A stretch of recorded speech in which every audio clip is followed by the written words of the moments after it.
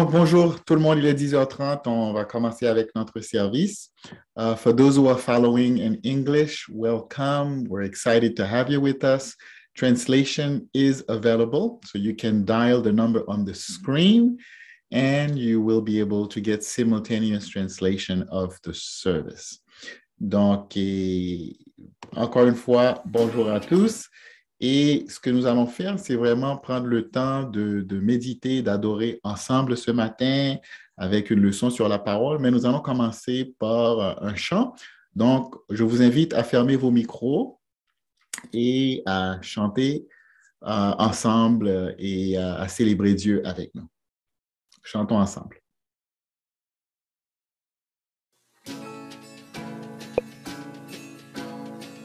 Dans les cieux devant toi, splendeur et majesté, par l'infiniment grand, l'infiniment petit, et par le firmament, ton manteau étoilé, et par frère soleil, je veux crier mon Dieu.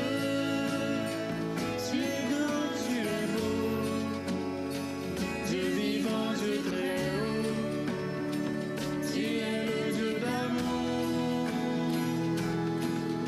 Mon Dieu, tu es grand, tu es beau, Dieu vivant, Dieu très haut, Dieu présent en toute création. Dans tous les océans et par toutes les mers, par tous les continents et par l'eau des rivières, par le feu qui te dit comme un buisson ardent, et par l'aile du vent, je veux crier mon Dieu. Tu es grand, tu es beau, Dieu vivant, Dieu très haut, tu es le Dieu d'amour. Mon Dieu, tu es grand, tu es beau, Dieu vivant, Dieu très haut, Dieu présent en toute création.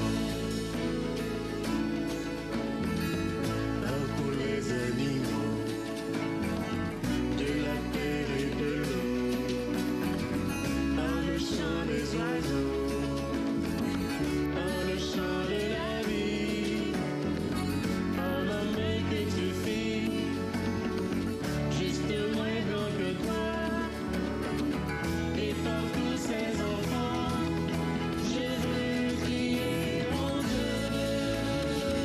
Tu es grand, tu es beau, Dieu vivant, Dieu très haut, tu es le Dieu d'amour. Mon Dieu, tu es grand, tu es beau, Dieu vivant, Dieu très haut, Dieu présent, je veux crier mon Dieu. Tu es grand, tu es beau, Dieu vivant, Dieu très haut, tu es le Dieu d'amour. Mon Dieu, tu es grand, tu es beau, Dieu vivant, Dieu très haut, Dieu présent en toute création.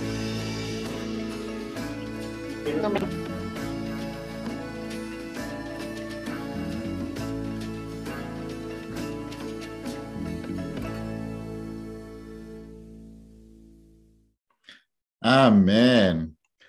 Dominique a un mot de bienvenue pour nous, les amis. Bonjour à tous. Nous sommes contents que vous êtes là avec nous ce matin. Ce mardi, c'est la Journée internationale de la femme et nous avons quelques sœurs qui vont partager avec nous ce matin. Bonjour à tous. Mon écriture préférée, c'est le Psaume 138. C'est que Le verset 3. Quand je t'appelais, tu m'as répondu, tu m'as rempli de courage et de force. Maintenant, pourquoi je suis fière d'être femme? Je suis fière d'être femme parce qu'au moment de la création, Dieu nous a inclinés avec beaucoup d'amour. Donc, voilà pourquoi c'est important pour nous, les femmes, de nous sentir aimées. Et cet amour, c'est l'énergie, la force qui nous aide et qui nous permet d'avancer et vraiment d'accomplir la mission pour laquelle Dieu nous a créés. Donc, voilà. Et merci beaucoup. Bonne journée. Bye. The scripture I'd like to talk about is Mark. Mark chapter 9 verse 23, which is talking about belief.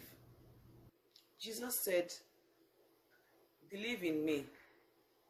We as humans, we tend to believe in ourselves, thinking we can do some things on our own, which is very wrong. But when you believe in God, you trust in Him, all things are possible. I know at times it looks like things are not going well, even when we believe. But remember that Jesus knows what we need and when we need it. So we just need to believe and trust in Him because He knows even before we do. As a woman, there's something I'm proud of, which is not losing hope. Bonjour mesdames, j'espère que vous allez bien. Aujourd'hui, je vais vous partager une écriture qui m'inspire spécialement. Ça se trouve dans Matthieu 7, versets 24 à 25. Alors, on lit ce qui suit. C'est pourquoi celui qui écoute ce que je dis et qui l'applique ressemble à un homme sensé qui a bâti sa maison sur le roc. La pluie averse, les fleuves ont débordé, les vents ont soufflé avec violence, ils se sont déchaînés contre cette maison. Elle ne s'est pas effondrée car ses fondations reposaient sur le roc. En fait, pour moi, ce passage me parle de sécurité. Et en tant que femme, en tant que mère, épouse, sœur, fille, quand je pense à ma vie, en fait, je me dis, waouh, je peux bâtir ma vie sur ce fondement, ce roc inébranlable qui m'apporte une certaine sécurité immuable, cette sécurité éternelle qui passe à travers les générations. Et moi, ça me procure énormément de paix, surtout avec l'année difficile qu'on a traversée et tout ce qu'on traverse encore, tout ce que la terre vit encore présentement. Donc alors, vraiment, pour moi, quand je fais face aux défis quotidiens, je peux m'appuyer sur cette parole-là pour pouvoir passer à travers et trouver cette sérénité-là. Et je souhaite tout simplement que vous aussi, vous trouverez cette paix inchangeable, immuable. Et vraiment, je souhaite qu'on puisse tous se retrouver à cette journée internationale de la femme pour célébrer ensemble. Merci beaucoup et bonne journée les femmes. Bye bye! Amen. Encore une fois, bonjour à tous et merci à nos chères sœurs qui viennent de partager avec nous et nous rappeler l'importance d'une femme fidèle, une femme qui a une confiance en Dieu. Et c'est quelque chose que notre société a besoin de plus en plus. Donc, prenons le temps d'honorer les femmes chez nous, soit les mères, les filles, les sœurs, et pas seulement la semaine qui vient parce que c'est la Journée internationale de la femme, mais au quotidien. Okay? Les femmes sont un cadeau précieux de Dieu. Donc, prenons le temps, particulièrement nous les hommes, d'honorer les femmes que Dieu a placées dans notre vie. Nous allons continuer le service ce matin. Avant d'entrer dans le message, j'aimerais partager avec vous une pensée par rapport à ce qui se passe à travers le monde. Comme vous le savez, la Russie a commencé une invasion en Ukraine. Ça fait la manchette de tous les journaux. Donc, vous n'êtes pas sans le savoir que ça crée ça a beaucoup d'impacts négatifs. Et un passage qui m'est venu en tête cette semaine, c'est quand Jésus parlait à ses disciples en sortant du temple sur la destruction prochaine de Jérusalem et sur la fin du monde. Puis il a dit des paroles, bien entendu, ça remonte à 2000 ans, mais c'est des paroles qui m'interpellent aujourd'hui puis qui sont d'une grande pertinence aujourd'hui. Il dit aux disciples, vous entendrez parler de guerre et de bruit de guerre. Gardez-vous d'être troublés, car il faut que ces choses arrivent. Et il continue en disant, cependant, ce ne sera pas encore la fin. Une nation se dressa contre une autre nation, un royaume contre un autre, et il y aura en divers endroits des famines, des pestes et des tremblements de terre. Tout cela sera le commencement des douleurs. Donc, comme j'ai dit tantôt, avant la lecture de ce passage, Jésus aurait bien pu prononcer ces paroles la semaine dernière. C'est une réalité que nous vivons. Nous sortons à peine d'une pandémie et nous nous voyons confrontés avec cette réalité sanglante d'une guerre en Europe. Et c'est facile de se laisser bouleverser par tout ça. Comment peut-on rester indifférent? On ne peut pas rester indifférent, même s'il s'agit de quelque chose qui se passe à des milliers de kilomètres. On est tous affectés. Et pourtant, Jésus dit, il ne faut pas vous laisser troubler, ces choses doivent arriver.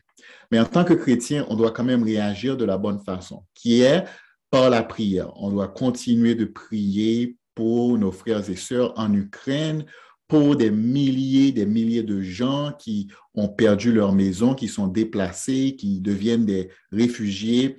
On doit aussi aider, pas juste prier, mais aider de façon concrète, matérielle, telle que nous le pouvons. Nos églises, à travers l'organisme caritatif Hope Worldwide et Hope Canada, sont en train d'intervenir. Donc, j'aimerais vous présenter une petite vidéo, une capsule vidéo de Mike Tolliver, qui est un évangéliste dans nos églises, le ICOC, qui travaille aussi avec l'organisme de secours Hope. Il va nous donner des nouvelles, les dernières nouvelles de la situation là-bas.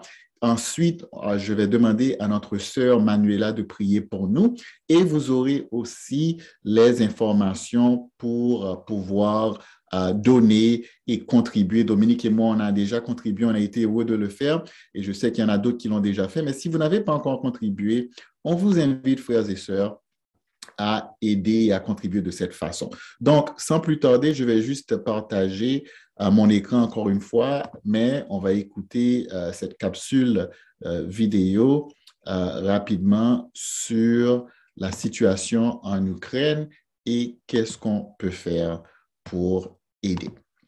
Donc. Into the neighboring country, Ukraine. We're now in early March. Buildings have been devastated, disciples huddle in bomb shelters, smoldering cars line the pavement, and lines extend from supermarkets into the streets.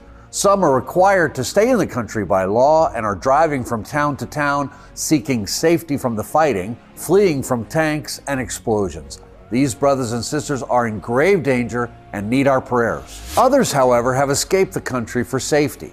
Hope Worldwide has sent a global disaster response team to the neighboring country of Moldova to provide on-site technical assistance along with medicines, funding for tents, food, water, and other relief needs. Hope Worldwide is coordinating with the European Mission Society, or EMS, and the ICOC churches in Eastern Europe to ensure physical and spiritual needs are being met in the most effective and efficient manner.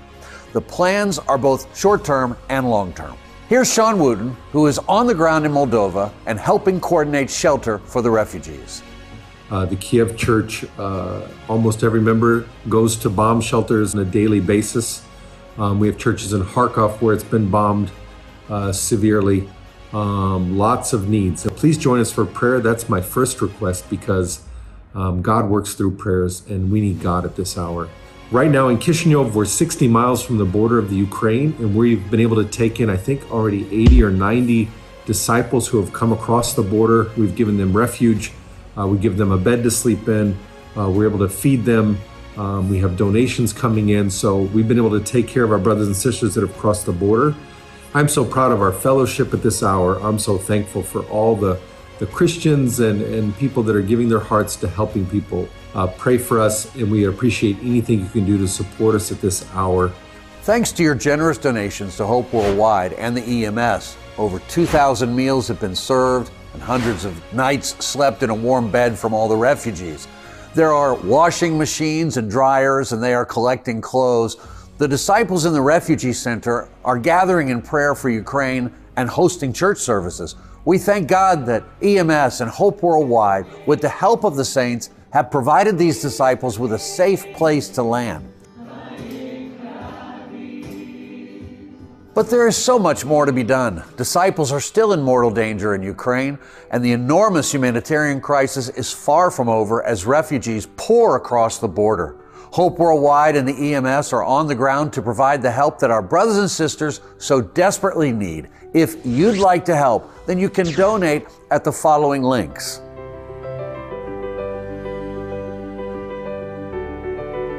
This is a terrible time. Many are afraid, but many are also stepping up to help. When one part of the body suffers, the rest suffers with it. Right now, you can provide real, tangible help. First, you can pray. Pray for peace. Pray for our brothers and sisters' safety. And pray for the relief efforts. Second, you can give. You can help Hope Worldwide and help EMS to protect and provide for the disciples in need and in danger. So pray, give, and let's be there to support our Eastern European family in their time of need. Be sure to check back with Disciples Today and the Kidogo YouTube channel. God bless. Donc, voilà les amis, je vais demander à Manuela de prier pour nous. Ensuite, je vais mettre le site où on peut donner pour contribuer à la situation sur le site Hope Worldwide Canada. Donc, vas-y, Ella, tu peux prier pour nous. Merci, Stanley.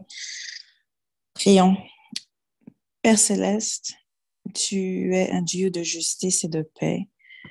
Père, nous sommes nous sommes impuissants face à la destruction qui est en train d'évoluer en ce moment dans le monde, dans l'Est du monde. Et nous te demandons aujourd'hui d'accorder aux pays qui sont impliqués, aux nations du monde, le courage et la sagesse de pratiquer ta justice, Père. Nous te prions ce matin pour tous nos disciples, pour les citoyens aussi de l'Ukraine, pour tous ceux qui souffrent, pour tous ceux qui sont envahis par la terreur, tous ceux qui sont dans la peine, tous ceux qui sont en plein exode pour un peu de sécurité, Père.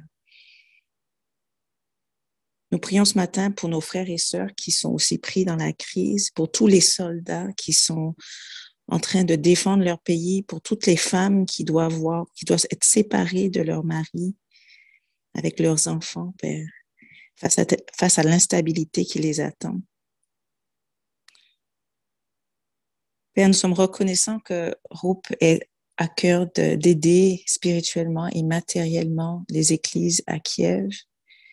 Et je prie, Père, ce matin, que chaque dollar qui sera donné puisse apporter un peu de support à nos disciples qui sont affectés par ce conflit. Et je prie que ta justice et que ta paix règnent. Au nom de Jésus, je prie. Amen.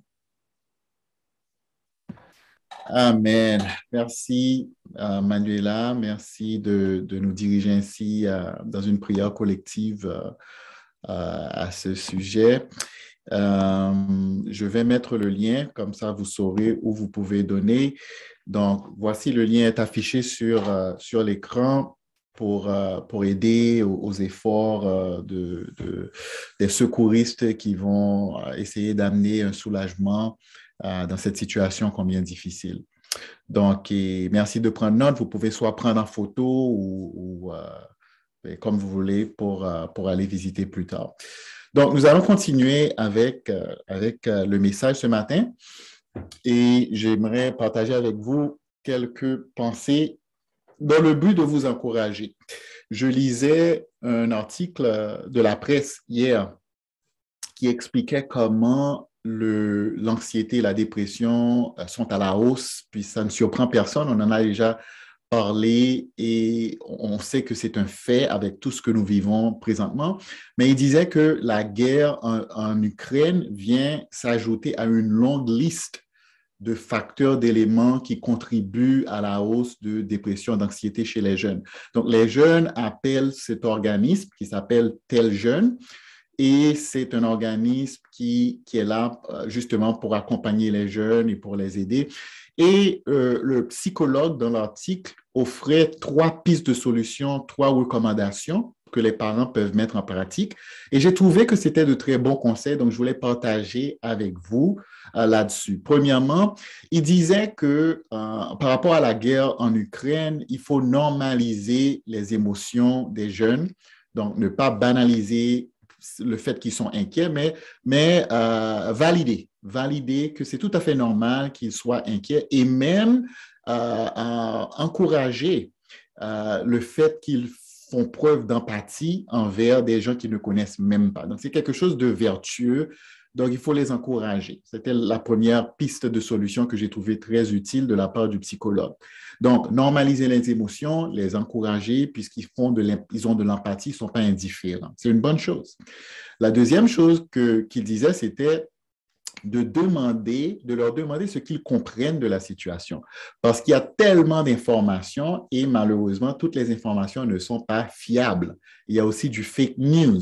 Donc, il y a plein d'informations. On peut devenir complètement submergé par ce flot d'informations.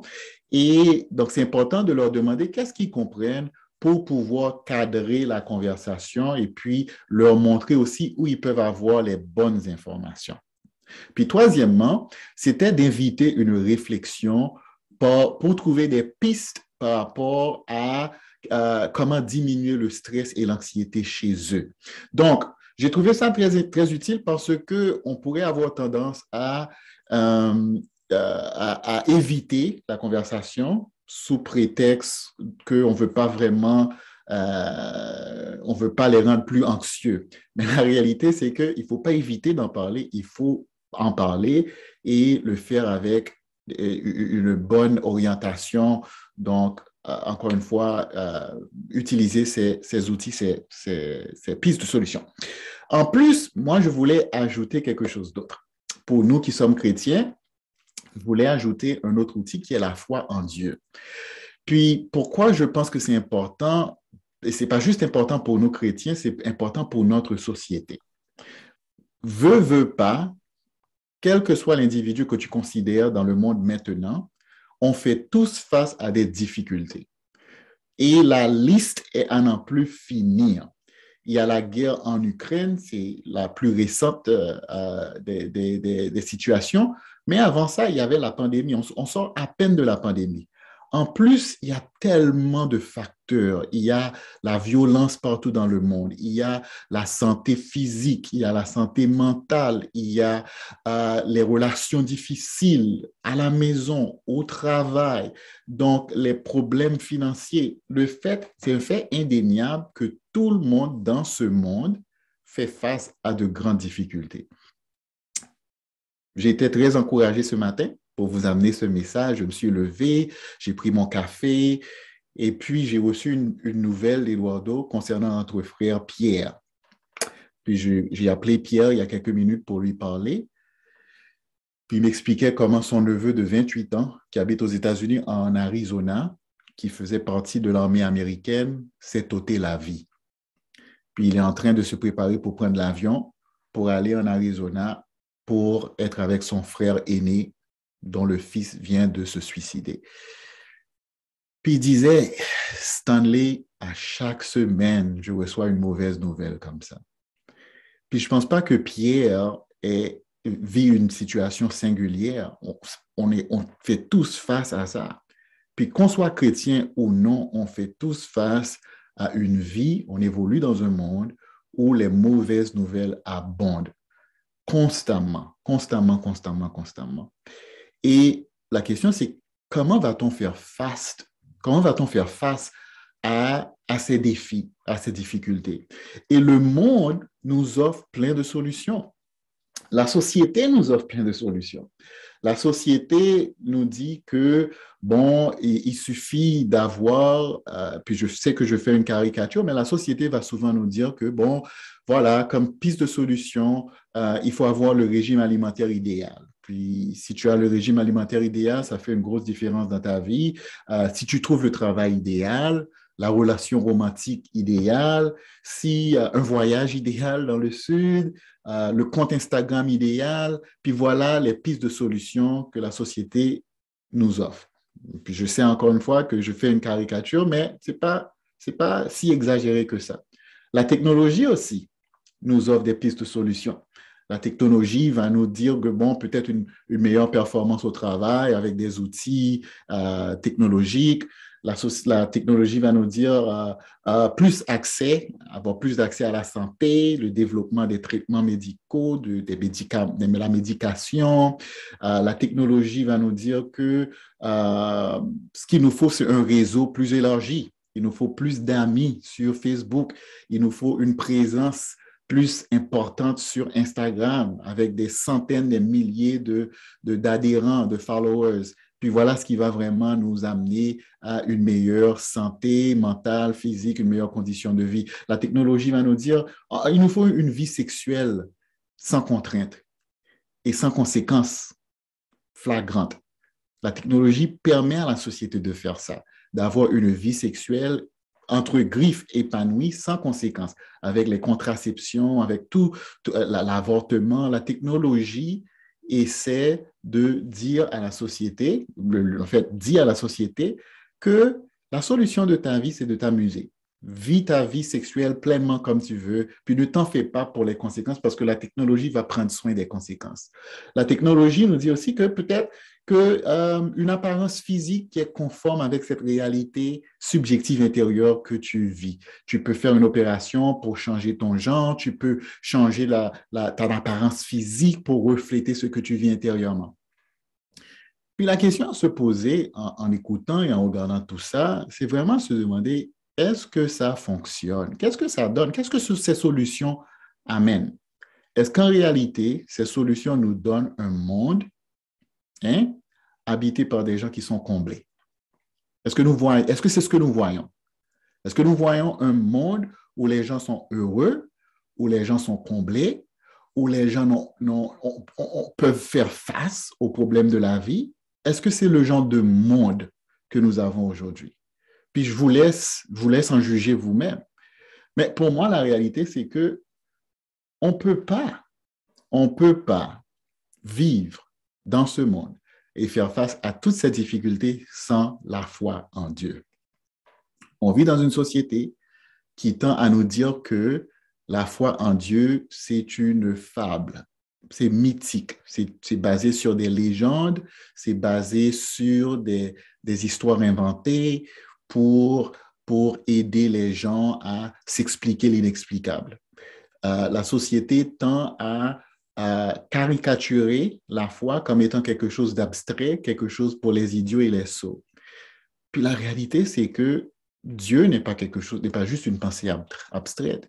Dieu est bel et bien réel. C'est le Père de la création qui nous a créés, qui nous a outillés pour avoir une vie pleine et qui nous outille encore aujourd'hui pour faire face à toutes ces difficultés. Donc, c'est à nous, chrétiens, d'assumer cette réalité et de proclamer cette réalité à un monde qui devient de plus en plus séculaire, de plus en plus incrédule. Et c'est de ça que je veux vous parler ce matin. La Bible nous dit dans Hébreux chapitre 11, verset 1er, que la foi, en fait, ce serait bien de vous montrer le passage, la foi est une ferme assurance des choses qu'on espère, une démonstration de celles qu'on ne voit pas. C'est ça la foi. C'est une assurance que Dieu existe, qu'il rémunère ceux qui lui font confiance et qui nous donne cette assurance pour faire face à la vie, ce courage pour surmonter les défis et cette raison d'être qui nous permet de nous réveiller chaque jour, à tous les matins, et de dire que je ne suis pas un accident de l'univers, un accident cosmique. Dieu a un plan pour moi, Dieu m'a créé, Dieu donne un sens à ma vie. Tout le chapitre de Hébreux 11 est un palmarès de gens comme nous, certes, qui ont vécu à une autre époque que la nôtre, mais des gens comme nous qui voulaient prendre soin de leur famille, qui voulaient gagner leur pain, qui faisaient face à de grosses difficultés. qu'il s'agisse de guerre, qu'il s'agisse d'invasion, qu'il s'agisse de peste, de famine, de la perte de leurs enfants. Puis c'est des gens qui ont pu faire face à ces difficultés parce que justement, ils avaient une assurance, ils avaient un courage, ils avaient une raison d'être qui découlait directement de leur foi. Donc, parlons de ces choses-là. Comment nous, aujourd'hui, pouvons-nous avoir ces choses en abondance? Parce que ça va faire une grosse différence dans la vie. J'aimerais qu'on parle d'un personnage de l'Ancien Testament. Depuis le début de l'année, on a le thème, comme vous le savez, c'est centré sur Jésus. Hein? Et on a vu différents personnages de l'Ancien Testament selon la perspective de Jésus. On a parlé de Adam, on a parlé de Noé, on a parlé de Abraham, on a parlé de Moïse. Et encore ce matin, je vous parler d'un personnage biblique selon la perspective de Jésus. Et il s'agit d'un personnage que l'on connaît tous. Et il s'agit de David. Il s'agit de David. Qu'est-ce qu'on connaît de David? En fait, je vais vous demander de partager un peu dans le chat si vous voulez. J'ai quelques questions pour vous. On va tester votre connaissance de David. Premièrement, David était issu de quelle tribu? Donc, si vous connaissez la réponse, vous pouvez écrire dans le chat. Ça, ce n'est pas une question difficile à mon avis, mais on va voir qu'est-ce que vous connaissez de David. David était issu de quelle tribu? Les réponses tardent à venir. Juda, voilà. OK. David était issu de la tribu de Juda.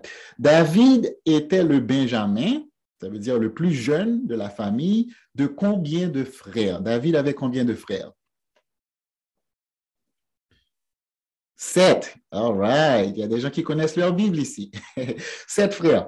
Avant de devenir roi, guerrier et roi, quelle était l'occupation de David? Donc, je vous donne un petit indice. Il y a 2 choses. Berger, OK, il était berger. C'était son occupation principale, mais il était aussi musicien. Hein? Il jouait de la harpe, donc il était musicien. Ensuite, on sait que le plus grand exploit de la vie de David, c'est qu'il a tué le géant Goliath. Et la question, c'est que Goliath mesurait combien? Goliath était de quelle grandeur, de quelle hauteur?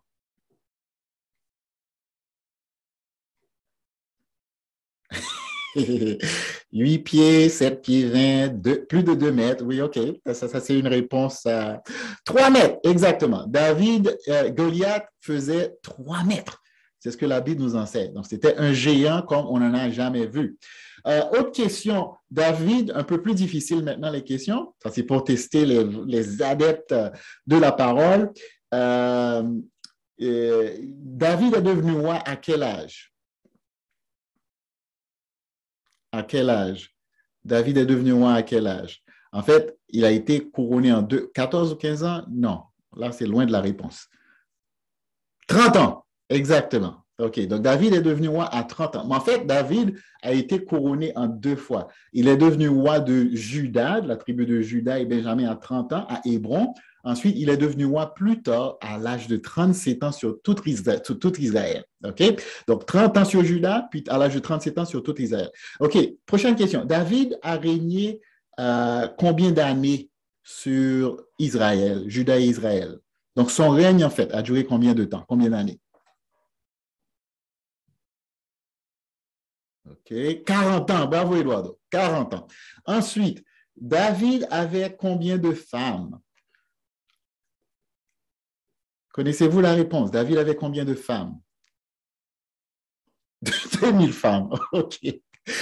40 femmes. Non, non. David avait au moins, c'était pas Salomon qui avait 1000 femmes. Personne dans la Bible n'avait eu 2000 femmes. David, Genel est la plus proche de la réponse. Genel nous dit que David avait 8 femmes. En fait, David avait au moins 8 femmes. Plusieurs n'est pas une bonne réponse. On demande quelque chose de plus spécifique. Merci beaucoup. David avait combien d'enfants? Il avait au moins 8 femmes. Il avait combien d'enfants? Non, plus que 4. David avait combien d'enfants? David avait au moins, bravo à Joanne ou Jason, les deux, vous faites équipe. David avait au moins 12 femmes, les amis. En 12 et 18 femmes. Puis, dernière question pour notre quiz. David est mort à quel âge? David est mort à quel âge? OK, si vous prêtiez attention, vous devez connaître la réponse. À 96 ans? Non. Il est mort à quel âge? Il a commencé à régner à 30 ans, puis il a régné 40 ans. Bon, voilà, merci Alex. David est mort à 70 ans. Donc, bravo tout le monde. OK, maintenant on passe au reste de la leçon. OK? Donc, il y a beaucoup de choses qu'on connaît sur David. Il y a beaucoup de choses qu'on ne connaît pas sur David. Il y a beaucoup de choses qu'on ne connaît pas sur David. En fait, je cherchais les passages où Jésus parlait de David.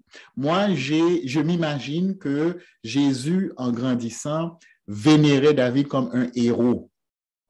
Parce que, comme vous le savez, les gamins d'aujourd'hui, ben, les jeunes d'aujourd'hui, pas seulement les jeunes, les vieux aussi, on a des héros de Marvel comme Iron Man, Thor, Captain America. J'imagine que Jésus, en grandissant, avait lui aussi des héros, les personnages de l'Ancien Testament, Noé, Moïse, Jacob, Gédéon. Et je pense que David était probablement un de ses héros favoris. Donc, je recherchais le Nouveau Testament pour voir en quelle mesure Jésus parlait de David. Puisque j'ai trouvé ma surprise parce que Jésus ne parle pas beaucoup de David dans le Nouveau Testament. En fait, les gens appelaient Jésus fils de David. C'était un titre qu'ils attribuaient à Jésus. Souvent, la foule, les veuves, les aveugles, même les non-juifs, ils voyaient Jésus venir, ils disaient « Hosanna, fils de David ».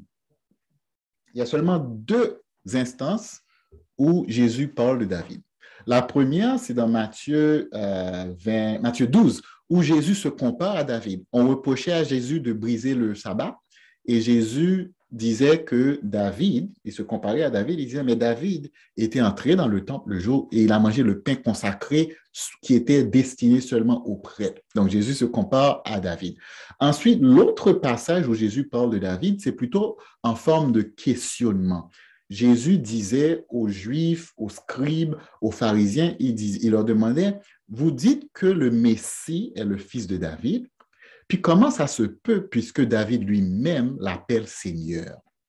Donc, c'est tout ce que Jésus dit sur David, que j'ai trouvé surprenant. Mais par contre, implicitement, ce que je réalise, c'est que Jésus avait beaucoup d'éloges et beaucoup d'admiration pour David. On sait que David n'était pas un homme parfait. On sait qu'il a péché, Bathsheba, le recensement et tout. Mais on sait que David était appelé l'homme selon le cœur de Dieu, un ami de Dieu. Et ce matin, j'aimerais vous parler de choses qui ont nourri la foi de David. Parce que David était un homme de foi, mais David n'a pas hérité de sa foi. David a plutôt cultivé sa foi en Dieu. Et je pense que, comme David, nous aussi, on peut faire la même chose. Donc, 3 choses rapidement qu'on peut faire pour nourrir sa foi comme David. Premièrement, David nourrit sa foi par la parole de Dieu. Romains 10, verset 17 nous dit, « Ainsi la foi vient de ce qu'on entend, et ce qu'on entend vient de la parole de Christ. » La foi vient de ce qu'on entend, et ce qu'on entend vient de la parole de Christ. Notre foi doit être nourrie par la parole. Il y a une psychothérapeute, Amy Morin, qui dit la chose suivante. Amy Morin dit, puis ce n'est pas juste une opinion singulière, c'est très partagé dans le monde des psychologues thérapeutes. Elle dit, ce que vous pensez influence directement ce que vous ressentez et comment vous vous comportez. OK? Ce qu'on pense a un impact direct sur nos émotions et sur nos actions. Ce n'est pas sorcier, c'est très simple et très rationnel comme argument. La réalité, c'est que comme le corps physique, la santé physique dépend de l'alimentation, mais la santé mentale également, en grande partie, je ne dis pas que c'est la seule cause, mais en grande partie dépend de ce que nous consommons sur le plan intellectuel, sur le plan mental. Donc, demandez-vous, est-ce que votre foi est nourrie par la parole de Dieu comme l'était David? Psaume 18, verset 31. David nous dit, les voies de Dieu sont parfaites. La parole de l'Éternel est éprouvée. Il est un bouclier pour tous ceux qui se confient en lui. C'était la foi que David avait, que la parole de Dieu était un bouclier pour lui dans sa vie. Et les amis, il y a 2 semaines, pas hier, mais samedi dernier, je me suis réveillé et il y avait ce nuage de découragement qui planait sur moi. C'était au lendemain de l'invasion russe, la pandémie, le climat ici au Québec qui perdure, l'hiver qui ne finit pas. La situation en Haïti, vous savez que je tiens à cœur Haïti, mon grand-père habite là-bas, situation de kidnapping, d'instabilité, il y avait tout ça qui pesait sur moi. Je me suis levé avec un nuage de découragement et je me suis mis dans ma routine. J'ai été prier, j'ai pris mon café, je me suis assis, j'ai commencé à lire la parole. Puis après mon temps de méditation, les amis, comme par enchantement, puis c'est vraiment pas un enchantement, c'est l'effet de la parole dans mon cœur, ce nuage s'est levé. Dieu a amené une clarté dans mon esprit. Dieu a amené un calme dans mon cœur. Et c'est pas juste à moi que ça arrive, mais c'est supposé arriver à tout le monde qui plonge les regards dans la parole de Dieu. Pourquoi? Parce que notre foi doit être nourrie de la parole de Dieu. Qu'est-ce qui détermine notre façon de penser? Ce qui détermine notre façon de penser, c'est justement ce qu'on laisse nous influencer au niveau mental, au niveau psychologique. Nous vivons dans une société, les amis, qui de moins en moins croit en Dieu. Encore une fois, ce n'est pas sorcier. Il y a 100 ans, tout le monde allait à l'église. Il y a 100 ans, tout le monde croyait en Dieu, majoritairement. Il y a 100 ans, tout le monde lisait la Bible. On vit dans une société qui passe de moins en moins de temps à penser à Dieu. Une société où tout le monde est fixé sur un téléphone, où tout le monde est fixé sur un ordinateur, un laptop, et les gens passent de moins en moins de temps dans la parole de Dieu.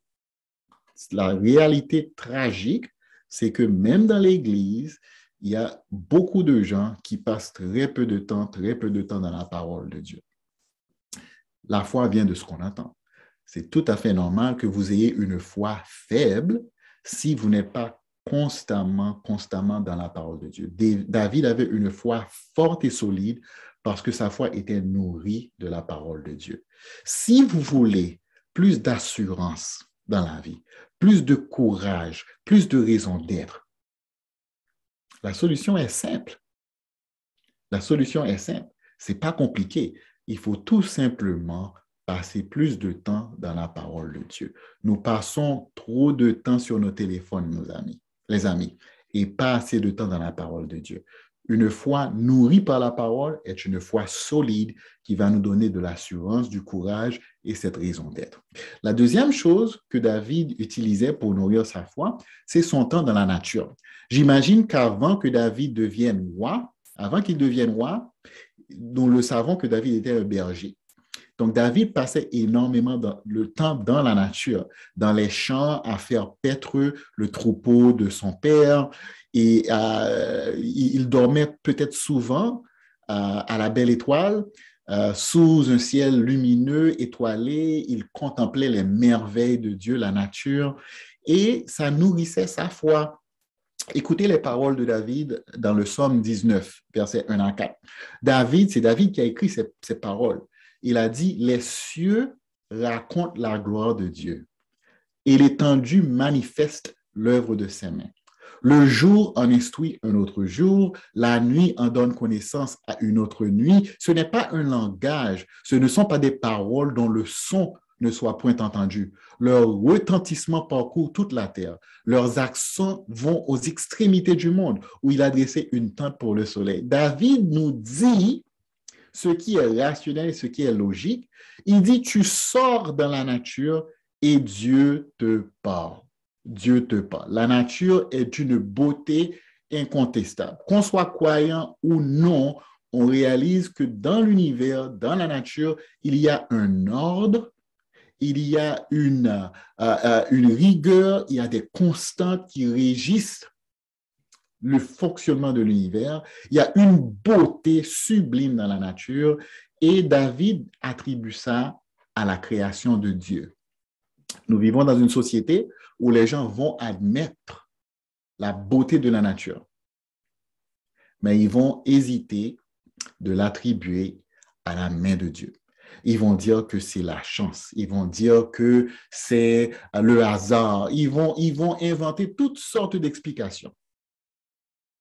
Mais face à cette beauté, ils refusent d'admettre qu'il y a une main créatrice en arrière de cette merveille que nous appelons l'univers.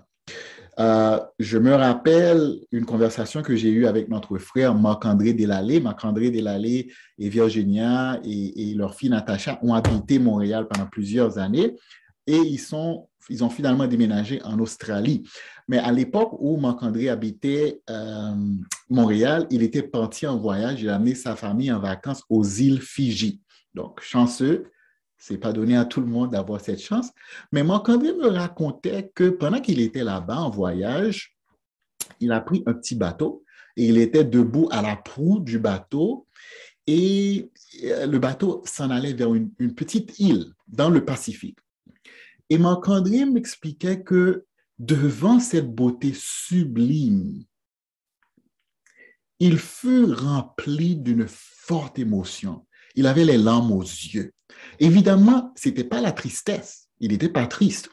On peut dire que c'était la joie. Est-ce que c'était la joie? Oui, mais c'était bien plus que la joie. Je pense que Marc-André était animé d'un sentiment de reconnaissance face à cette beauté. Marc-André, intérieurement, se disait, ce que je vois devant mes yeux est le fruit de l'amour de Dieu.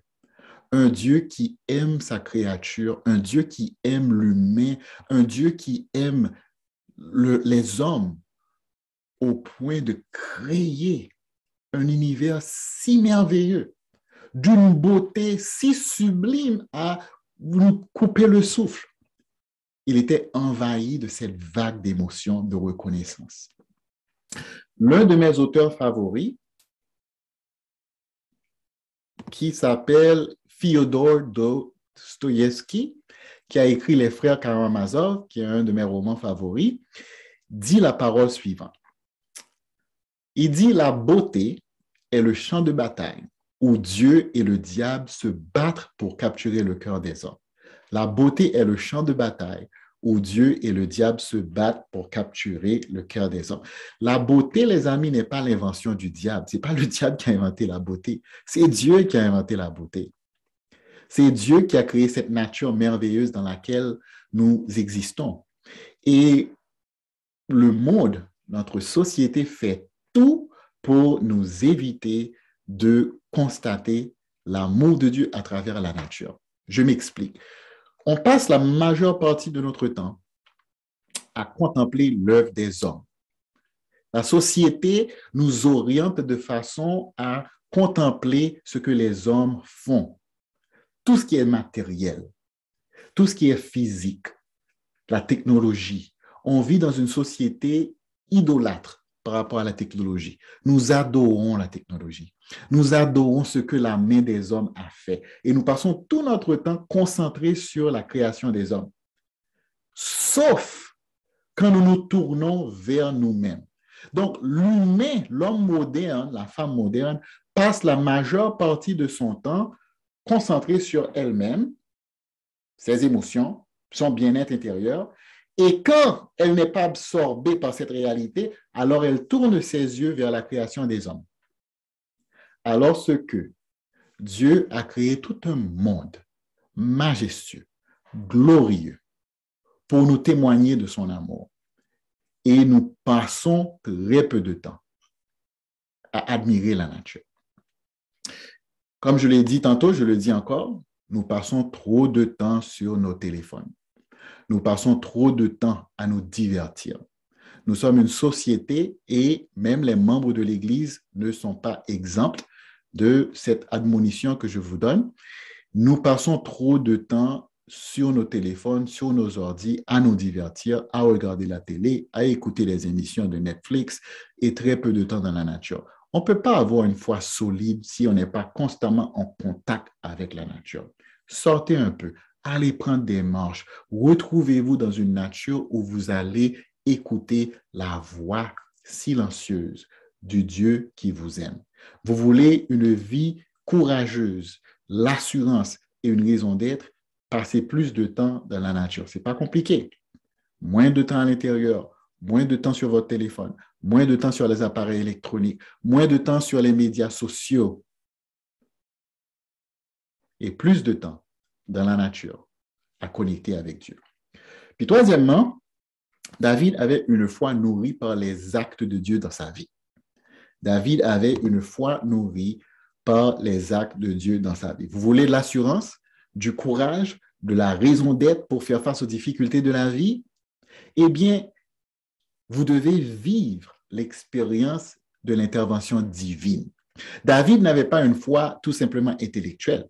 Il avait une foi ancrée dans l'expérience avec Dieu. Le problème, c'est que souvent, pour nous, chrétiens qui vivons aujourd'hui, notre foi est une foi intellectuelle. Une foi que nous avons héritée de nos parents, de nos grands-parents, une foi qui est presque vécue par proxy. Ce n'est pas une foi personnelle, ce n'est pas une foi qui est ancrée dans une expérience avec Dieu. Et c'est ça le problème. Il faut avoir une foi ancrée dans l'expérience personnelle. David est connu pour son plus grand exploit qui était de vaincre Goliath. Comme on venait de dire tantôt, on vient de dire qu'il mesurait 9 pieds, 3 mètres. Mais avant de faire face à Goliath, David s'était préparé. Il s'était préparé avec de petits défis. Puis c'est ça le drame de la vie. Souvent, on fait face à des défis de taille et on ne réussit pas avec ces défis. On échoue tout simplement parce qu'on n'a pas su se préparer en amont pour faire face à ces défis. Regardez un peu le passage avec moi où David va voir Saül. David entend Goliath défier le peuple d'Israël et le Dieu d'Israël. David se présente, il dit, moi, je vais combattre Goliath. Puis Saül lui dit, écoute, est-ce que tu es fou, tu plaisantes, tu es un jeune homme, tu n'as pas d'expérience militaire. Comment peux-tu faire face à ce géant de 9 pieds qui est armé jusqu'aux dents, puis qui était guerrier dès son jeune âge? Toi, tu n'as aucune expérience. Regardez la réponse de David. David dit à Saül, ton serviteur faisait paître les brebis de son père. Et quand un lion ou un ours venait en enlever une du troupeau, je courais après lui, je le frappais et j'arrachais la brebis de sa gueule. S'il se dressait contre moi, je le saisissais par la gorge, je le frappais et je le tuais. C'est ainsi que ton serviteur a terrassé le lion et l'ours, et il en sera du Philistin, de cet incirconcis, comme de l'un d'eux, quand il a insulté l'armée du Dieu vivant. David dit encore, l'Éternel qui m'a délivré de la griffe du lion et de la patte de l'ours me délivrera aussi de la main de ce Philistin. Et Saül dit à David, convaincu, va, que l'Éternel soit avec toi. Est-ce que vous voyez comment la foi de David a influencé la perspective de Saül? Saül disait, ah David, tu vas échouer, tu ne peux pas. David a dit, attends, tu ne sais pas à qui tu parles. Tu parles à un homme qui a l'expérience de l'intervention divine dans sa vie. Et comme Dieu a été avec moi, contre le lion, contre l'ours, Dieu sera également avec moi contre Goliath. Donc, David a extrapolé. Il a dit, regardez dans ma vie les expériences où Dieu a intervenu, ben, cette situation-là ne sera pas différente. David, le discours de David est tout un sermon, tout un bouquin, tout un livre sur la foi. C'est une foi active. David ne dit pas, ah ben, l'ours est venu, le lion est venu, ils ont pris le troupeau, et puis moi je me suis assis, j'ai jeûné, j'ai prié en attendant que ma brebis me revienne. Non, il a dit, il a agi, il a été actif. Il a dit, j'ai été contre le lion et contre l'ours. Et le fait est que, avec Dieu, la situation s'inverse. Le lion qui d'habitude terrasse les hommes, l'ours qui d'habitude terrasse les hommes, ben c'est eux qui ont été terrassés par David parce qu'il savait que Dieu était avec lui. Donc, sa foi était agissante, mais il dépendait sur Dieu. David disait, avec Dieu, si je peux vaincre l'ours, je peux vaincre le lion, ça veut dire que moi aussi, je peux vaincre Goliath, ce géant. On fait tous face à des géants dans la vie. La question, c'est, est-ce qu'on est prêt à agir? Est-ce qu'on est prêt à passer à l'attaque? À mettre notre confiance en Dieu.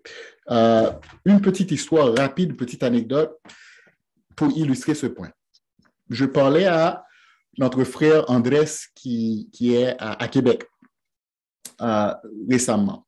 Andrés et Andrea, leur fille Stéphanie, devaient subir une opération assez importante. Donc, ils priaient, depuis l'année dernière, on a appris ça, ils priaient. En fait, c'était le même genre d'opération que la fille d'Evénor, Audriane, avait subi avec succès. Donc, ils ont prié, ils ont imploré le Seigneur. Le jour est venu, Stéphanie a eu l'opération, tout s'est bien passé, semble-t-il. Puis à la fin, ils ont appris du médecin qu'il y avait une complication par rapport à l'opération. Wow, ils se sont mis à prier, tout le monde a prié. La complication était telle que Stéphanie ne pouvait pas se lever, elle ne pouvait pas s'asseoir, elle avait des douleurs. Et j'ai appris hier, en fait, parce qu'on était avec Diego et Grace, que les médecins lui ont offert de la morphine pour calmer la douleur. C'est impressionnant. On parle d'une fillette de 11 ans, je pense que Stéphanie a 11 ans. Elle a dit non, elle ne voulait pas prendre de la morphine. Elle a accepté la douleur sans prendre de la morphine. Les parents ont prié. Ils ont envoyé un courriel, demandé aux gens de prier. Ils ont envoyé un courriel et Eduardo et Angela ont prié. Puis, chose surprenante, la maman Andrea était à l'hôpital, le papa Andrés était à la maison, il priait et demandait à Dieu de faire un miracle, pas moins que ça. Puis après, je ne me rappelle plus l'espace de temps, quelques minutes, 1 heure, Stéphanie dit qu'elle a envie de s'asseoir. Elle ne pouvait pas avant, mais elle dit qu'elle a cette envie de s'asseoir. Mais elle s'est assise. Elle a envie de se mettre debout. Elle s'est mise debout. Elle a envie de marcher. Elle a marché. Elle a marché. Ils ont reçu ce message quelques minutes après avoir prié. C'était un miracle dans leur vie. Eduardo et Angela avaient prié, puis quelques minutes après, ils reçoivent le courriel que la petite fille qui ne pouvait pas s'asseoir est en train de marcher. Puis, les amis, ce genre d'expérience-là fait que notre foi n'est pas une foi abstraite, mais une foi concrète. C'est une intervention de Dieu dans leur vie qui va nourrir leur foi. Maintenant, la question que je te pose, c'est est-ce que Dieu agit ainsi dans ta vie? Puis si Dieu n'agit pas ainsi dans ta vie, c'est pas que Dieu t'aime moins. Dieu ne t'aime pas moins. Non, tu n'es pas non plus le pire des pécheurs. Vous connaissez la formule. Si tu as des péchés dans ta vie, oui, les péchés peuvent faire obstacle à Dieu. Il faut que tu te confesses, il faut que tu te repentes. Mais Dieu ne t'aime pas moins. Dieu peut agir dans ta vie comme il agit dans la vie de Andrés et Andrea, de Stéphanie, et comme il agit dans la vie de ses enfants. Si tu ne mets pas Dieu au défi, et si, comme David, tu ne sors pas de ta zone de confort pour aller faire face aux géants, tu ne vas pas avoir l'intervention divine dans ta vie. Ta foi sera une foi purement intellectuelle. Et les amis, une foi intellectuelle ne suffit pas. Ne suffit pas. On ne peut pas avoir le courage, ni l'assurance, ni la raison d'être qu'il nous faut pour faire face aux difficultés de la vie avec une foi purement intellectuelle.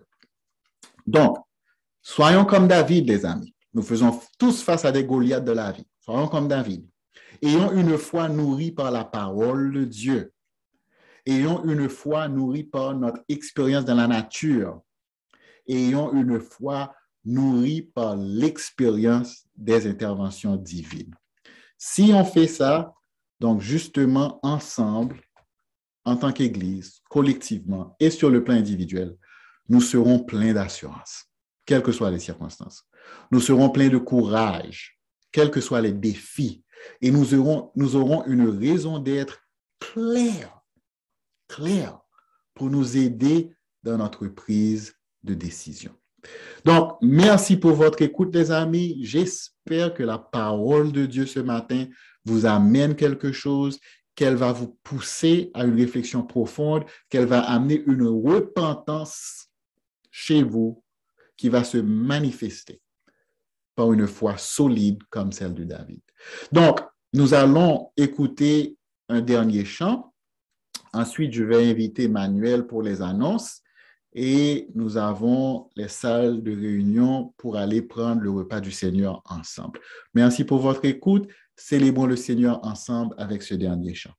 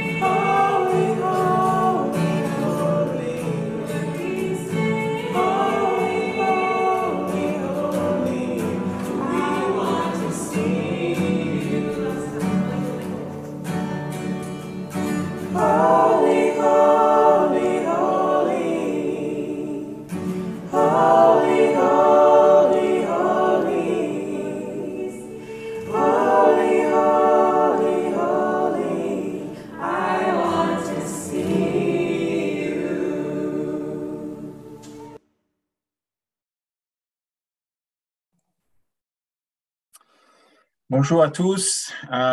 C'est vraiment quel message inspirant et plein d'énergie. Merci Stanley pour ce message. C'était vraiment, moi je suis en tout cas inspiré et je repars avec beaucoup plus d'énergie.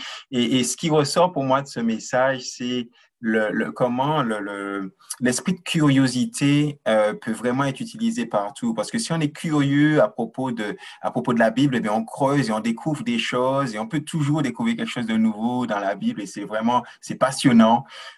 Et c'est ce même esprit de curiosité qui, quand on regarde la nature, il y a tellement de choses à découvrir. On peut regarder dans l'infiniment petit, dans l'infiniment grand.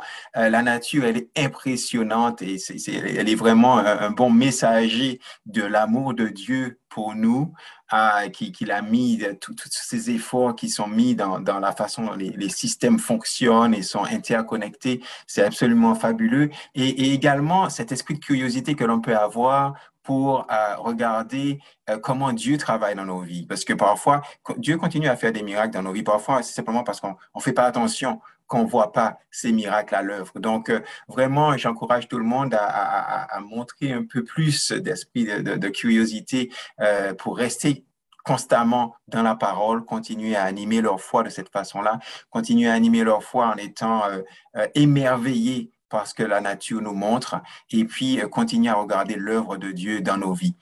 Juste comme je faisais la traduction, I just want to share that it was a very inspiring message, and the spirit of curiosity is really the one that we can use to increase our involvement in the Bible, trying to always continue to understand what's in the Word and what nuggets we can discover there. Similarly, we can discover all those nuggets in nature as we look around us, and we can be amazed at everything and how it works, and all the different animals and plants and whatever nature that God created. And lastly, by being curious about how God is working in our lives, because he's constantly doing some miracles, and we can continue to test and ask him to do even more. So, donc, te remercie encore Stanley pour ce message. Au niveau des annonces, eh bien, la bonne et très grande nouvelle, c'est qu'à partir de dimanche prochain, on peut tous se retrouver à Meilleur.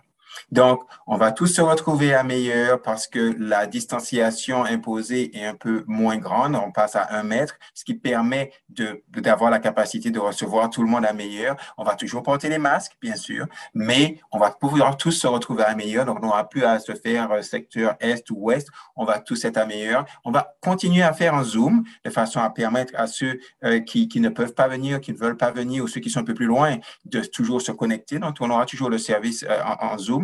Cependant, j'invite tout le monde à venir se réunir à Meilleur dimanche prochain, à partir de dimanche prochain. Et ça va être vraiment une belle, grande réunion. On va pouvoir commencer à chanter ensemble et avoir le volume. Vous savez bien comment ça marche quand on est beaucoup plus nombreux à chanter, comment l'énergie elle-même monte.